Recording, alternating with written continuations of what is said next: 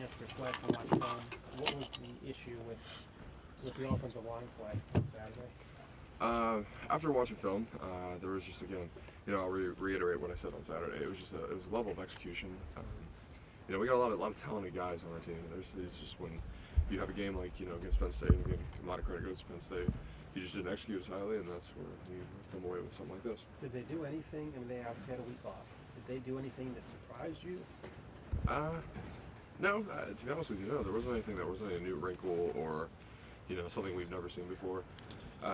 They did change up a couple tendencies on blitz-wise, but again, that's something where you see it one time, it gets you one time, we have to react to it and get better at it. And that was something that a couple times we did, a couple times we didn't. This just comes down to execution.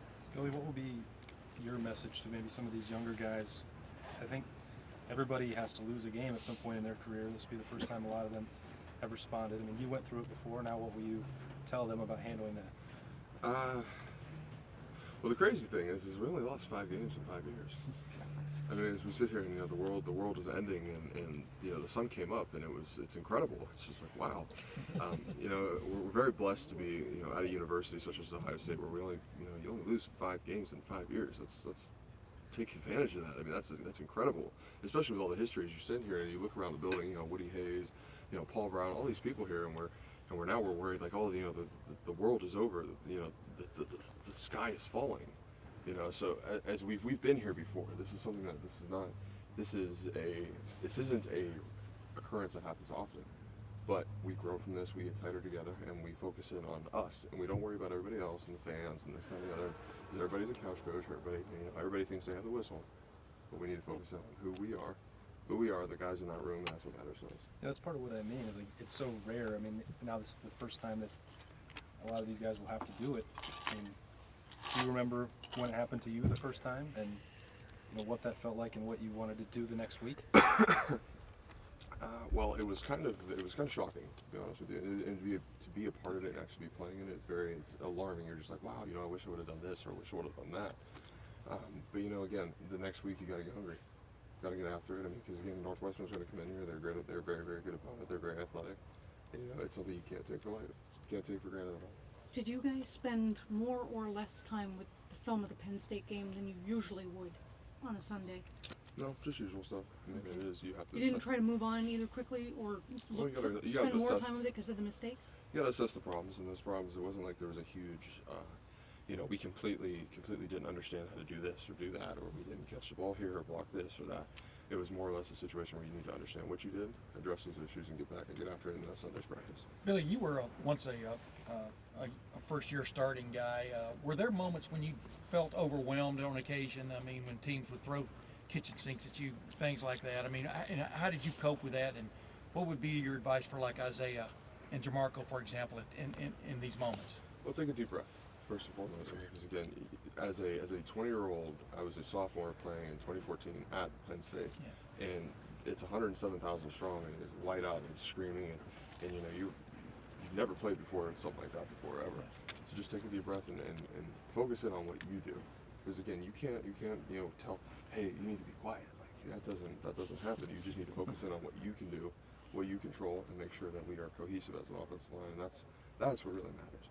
Because again, you own your 20 square feet, and everybody else takes care of the job. I was going to say, but as y'all move forward now, how do y'all get, I don't know, is the confidence back, or are you lacking anything up front, do you think, from a confidence standpoint? No, without a doubt. There's never been a question, that was something that was reiterated. There's not a question of ability within our team at all. I mean, we've got very, very, very talented guys in that room. And again, you've got to focus in on what we have and continue to develop and execute higher. That's what it comes down to. Billy, there were times when Taylor Decker was here where, when things were going well in the run game, he told us that whether it was Coach Warner or someone else on the sideline, he would say, hey, let's run this. This is our bread and butter. We're comfortable doing this. We can get going, sort of running these specific plays. Have you guys as an offensive line approached any assistants to do that yourself, maybe Pat being the older guys? Absolutely. I mean, there was a case, we're on the goal line last week of Wisconsin, and we're executing pretty well up front in some cases. And I looked at Coach Meyer, Coach said, hey, we're running behind Pat and I. Let's go get this. Let's go put him in the end zone. Let's go do it. Same case, I think it was 4th and 2. I said, Meyer brought up a play, and I said, yeah, absolutely, run it behind me. Let's go take care of this. I mean, because it's bread and butter time. It's time to go make the money, and that's the situation where you just sit there and smile. And I want that call. I want that to be behind. I want to put the ball in the offense on the offensive line, put the game on the offensive line, because we're an offensive line driven team, and that just makes sure everybody else has confidence in us. Did that happen on Saturday when you guys were trying to win the ball? A couple times. I said, hey, put the ball behind us, or let's try to get this run and see what we can do. Billy, can you feel opposing defenses maybe really attacking your run game because maybe they aren't too worried about the pass game? Felt like there were maybe some Penn State linebackers who were just running towards the line of scrimmage on some plays. Yeah, a little eager, but then again, you have to execute no matter what. If there's 6 guys in the box, we have to take care of that. So it doesn't matter. I could tell that guy, hey, I'm running the ball at you, and I still have to execute it. And our tendencies show that we're run heavy, and that's without a doubt. And there's nothing wrong with that. You just still have to execute. There's nothing wrong with that? Like, can you guys win over the course of the season being the way you are right now, which is it feels like maybe teams that aren't worried about your pass game and they can attack the run game. You can win that way, or do you have to make them respect the pass more? Nice wording. Nice wording on that one. That we are actively making sure that we are respected in both aspects, and to make sure that teams fear both the run and the pass. And I know our coaches are doing a great job to continue to push that and to continue to develop both sides of that. Also good parting. That was very. Thanks. Thanks for that one. Billy, you guys gave up 11 tackles for loss. Was that an aberration, a step back, or did they expose things that maybe you just hadn't corrected yet and now have a chance to? I think it presents an opportunity to make sure that we can execute at a higher level, and it presents an opportunity to make sure we get better. And it's the little things. So we watch the film, and there's a lot of great things in there. Everybody sees 6 sacks, 11 tackles for loss, but there's still great things in there. There's execution at a very high level, and just little breakdowns here and there, and that's what causes stats like that. Was it guys losing one-on-one battles, or what? If you could put your finger on one aspect of why there were so many tackles for loss, like, what would it be? I never like to say that it's one thing in particular, because that's not what great teams do. You're not going to sit here and say, hey, Billy Price sucked at that. That's not, no. Okay, I had a breakdown here, but as a whole, you must understand holistically what happened and how we did execute at a high level. And that's how great teams continue to move forward. When you lose that game, does it make you more anxious for this Saturday to get back out there and kind of flush that? I mean, what's the feeling as you start a work week for Northwestern? Absolutely. I mean, it gives you an opportunity to really show and to get that chip back on our shoulder. Because you sit there and everybody talked about how young we were and how good we weren't supposed to be, and then all of a sudden, next thing you know, we're performing pretty well, and then all of a sudden now you get smacked in the face. So now it's time to really go out there and show, again, showcase our skills and what we really are about, and that's, we're looking forward to get after Northwestern. That has been confusing for us because it's like you're young, you're losing 16 starters. Maybe this is a year where you have some things, and then you're number 2 in the country and you're undefeated. And it's like, oh, they're going to be like, how are we supposed to look at you now? Are you the young team that has some bumps and bruises, or are you like this team that's just going to roll through everybody and of course you're going to make the playoff? Well, It's making you think again. you are making me think, and it's not. To be honest with you, I really don't care what everybody's opinion is. I've got 105 guys in that locker room who I love and care for deeply, and I really don't care what anybody else says. Because again, you can go down. I got friends down in the SEC, and they're just like, oh, you guys are this, you guys are that. Well, I don't really care. I'm the one going out there and playing, so it doesn't matter what the opinion is. We are young. We are young. There are a lot of young guys in there. Yeah, but they're playing well. They have to play for us, and they have to execute. And if we don't execute, that's where we have issues like this.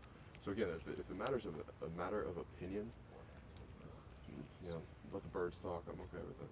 You guys are basically in the same spot for the playoff as you were before this game. That you still have to beat Michigan, you still have to win the Big Ten championship, and then you're in. Was that specifically talked about at all? That for instance, those college football playoff goals are still out there the same way they were before the loss? Well, first and foremost, our goals are not to make the playoffs. That comes with the territory. Our goal is to go out and execute and win each game every week, and to make sure we take care of the things up front. With that comes the Big Ten championship. That comes the college football playoff. That comes things later down the road. But it's not to sit here and say hey, our goal is to win the national championship every year. Let's slow down a little bit. So all of our goals are still attainable. We control our fate, and we're just going to take care of each week, and we'll go from there. Couple more questions. How did Isaiah had a tough game. How did he respond? How have you guys talked with him and to make sure that this doesn't linger? Well, we have to get better as a whole. There were a lot of things I did as well. So you can't sit here and say, hey, it was Isaiah's fault, or it was Mike Jordan's fault, or whoever, because no matter what, you know, Coach Meyer always says, this is actually a good one. So Coach Meyer always says, if you have a bad receiver, you can go put him in the corner. It's fine. It's fine. You can go leave him in the corner. Don't throw him the ball, and there's no big deal. If you have an offensive lineman who's not playing well, you can't hide that. So again, it is a holistic thing. An offensive line is a single position. We must perform, you know, at 100% efficiency. Otherwise, you have blunders and, you know, bad things happen. So you can't hide that. So we're gonna get better. Specifically, Saturday near one of the crunch time plays, they ran a defensive end across Isaiah's face and ran into you, picked him up, and then they brought the linebacker on a blitz. Twisted. Yeah, Twisted. and yeah, nice. And Isaiah wasn't able. I'm just looking at an example there. Have y'all seen stuff the last several weeks that are literally learning moments? I mean, for a young player, and is that one of them? Oh yeah, I mean, I've had those Yeah. myself. I Yeah. mean, it's any player who's playing for us right now has been through things that makes them wake up. I mean, it's a simple case. You know, in 2014 when I played against Penn State, there it's like holy moly, you know, you got to grow up now. You have to grow up now because that's what our expectations are. Isaiah is not. It's not an attack Isaiah by any means because I'll go to war for him right now. I have no problem. I'm not going to sit here and allow somebody to nitpick him. He and I we're going to get better. There's not a doubt about it. There's not Isaiah played back because he had his blunders. I had my blunders. So I can show you the play right now, and I gave up pressure. That's hey, let's attack me. Let's not attack him. Yeah, that's what I'm saying. But it is a continuing, evolving kind of situation for an offensive line, right? Playing offensive Learning. line, Yeah. you continue each week. You must grow. Absolutely. Great. Billy, Thanks, thanks Billy. very Thanks, much. Billy. Yeah. Captain